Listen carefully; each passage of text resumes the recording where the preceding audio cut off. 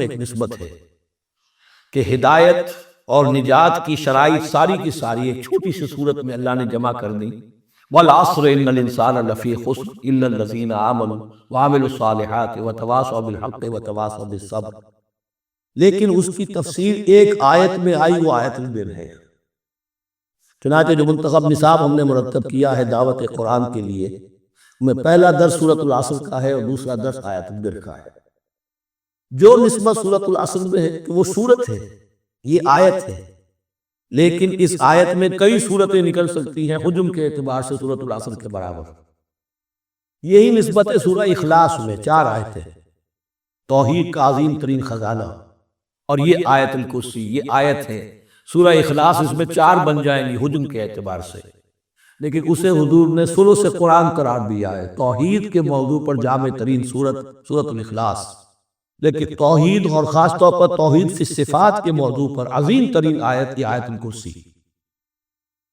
اللہ لا الہ الا ہو، اللہ وہ معبود برحق ہے جس کے سوا کوئی الہ نہیں، بڑا کیٹیگوریکل۔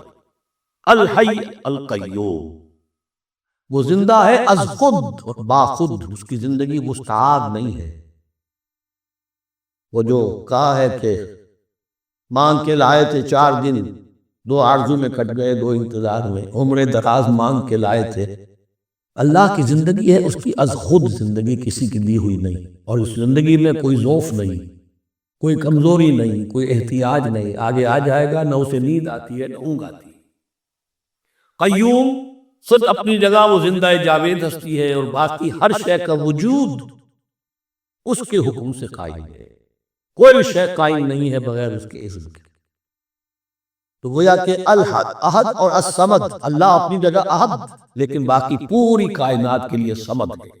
جو سورہ اخلاص میں 2 الفاظ آئے ہیں، قل هو اللہ احد اللہ الصمد، اللہ حی ہے اور قیوم ہے، لا تاخذہ سنۃ ولا نوم، اس پر غالب نہیں ہو سکتی نہ نیند نہ اونگ۔ لہ ما فی السماوات و ما فی الارض، آسمانوں اور زمین میں جو کچھ ہے اسی کا ہے، ملکیت تامہ، ملکیت حقیقی اس کی ہے۔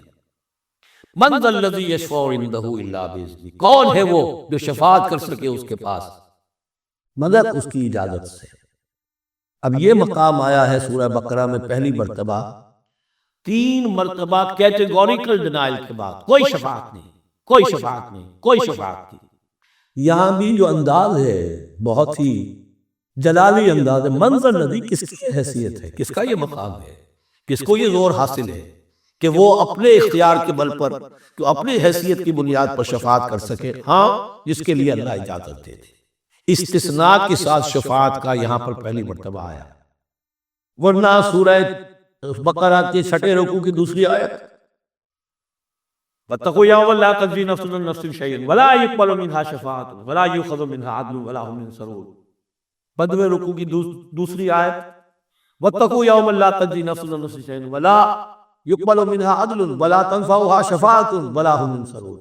اور اب اس سے پہلے کی آیت میں آ چکا ہے وَلَا شَفَاعَةٌ، کوئی شفاعت مفید نہیں ہوگی، لیکن یہ اس میں ایک استثناء ہے۔ اب یہ ذرا باریک مسئلہ ہے کہ شفاعت حقہ کیا ہے، شفاعت باطلہ کیا ہے، تو دورہ ترجمہ قرآن میں اتنی تفاصیل کے ساتھ بحث نہیں کی جا سکتی، وہ ایک علیحدہ موضوع ہے۔ حال ہی میں نے اس پر اپنے درس میں کاٹ کرا دیے۔ یعلم ما بین ایدیہم وما خلفہم، وہ جانتا ہے جو کچھ ان کے سامنے اور جو اس کو پیچھے ہے۔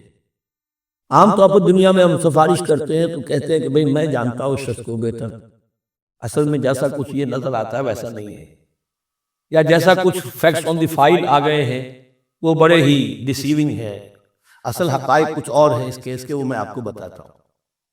یہ بات اللہ کے سامنے کون کہہ سکتا ہے، جبکہ اللہ تو جانتا ہے جو کچھ ان کے سامنے اور جو کچھ ان کے پیچھے ہے، اور ان کا حال یہ وَلَا يُحِيطُونَ بِشَيْءٍ مِّنْ عِلْمِهِ إِلَّا بِمَا شَاءَ، اور وہ احاطہ کر ہی نہیں سکتے اللہ کے علم سے کسی شے کا سوائے اس کے جو اللہ چاہے۔ باقی ہر ایک کے پاس علم جو ہے اللہ کا عطائی علم ہے، دیا ہوا علم ہے، محدود علم ہے، بڑے سے بڑا رسول ہو، بڑے سے بڑا ولی ہو، بڑے سے بڑا فرشتہ ہو۔ لا علم لنا الا ما علمتنا، ہم پر آئے 4 رکوع میں، تو کون کہہ سکتا ہے من ذا الذی یشفع عندہ الا باذنہ یعلم ما بین ایدیہم وما خلفہم ولا یحیطون بشیء من علمہ الا بما شاء وسع کرسیہ السماوات والارض، اس کی کرسی تمام آسمانوں اور زمین کو محیط ہے۔ اب کرسی کے دو مفہوم یہاں ہو سکتے ہیں، تو یہ کہ اس سے جو معنی مراد ہے یعنی اس کا اقتدار، اس کی قدرت، اس کا جبر، اس کا اختیار، یہ اتھارٹی پوری کائنات کو۔